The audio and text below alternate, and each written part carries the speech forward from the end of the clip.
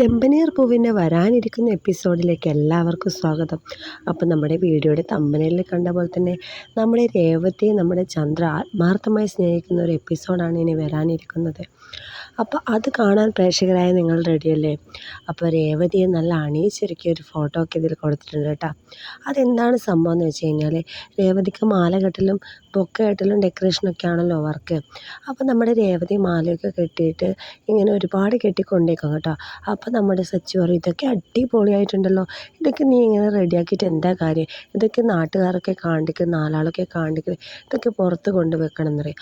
അപ്പോൾ നമ്മുടെ വർഷ വന്നിട്ട് പറയും, അങ്ങനെയൊന്നും ചെയ്യേണ്ട സച്ചേട്ടാ, ഇതൊക്കെ നമുക്ക് എല്ലാവരുടെ അടുത്ത് എല്ലാ ലോകത്ത് മൊത്തം എത്തിക്കാം.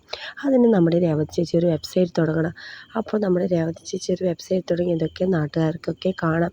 അപ്പോൾ നമ്മുടെ സച്ചു പറയും, അങ്ങനെ ഒരു സംഭവമൊക്കെ ഉണ്ടോ, അതിനുവേണ്ടി മേക്കപ്പെല്ലാം ചെയ്ത് നമ്മുടെ രേവതി അണിയിച്ചൊരുക്കുക കേട്ടോ നമ്മുടെ വർഷ.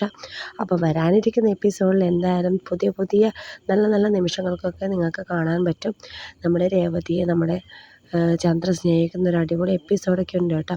അങ്ങനെ ബിസിനസ്സും കാര്യങ്ങളൊക്കെ ആയിട്ട് നമ്മുടെ രേവതി ഉയർച്ചയിലേക്ക് എത്തുന്ന നല്ലൊരു ഭാഗമൊക്കെ വരാനിരിക്കുന്ന എപ്പിസോഡിലുണ്ട്. അപ്പോൾ ഇന്നത്തെ എപ്പിസോഡ് ഇത്രയൊക്കെയുള്ളൂ. എല്ലാവർക്കും ഇഷ്ടപ്പെട്ട നമ്മുടെ ചാനൽ സബ്സ്ക്രൈബ് ചെയ്ത് മുന്നോട്ട് പോവുക. Thank you.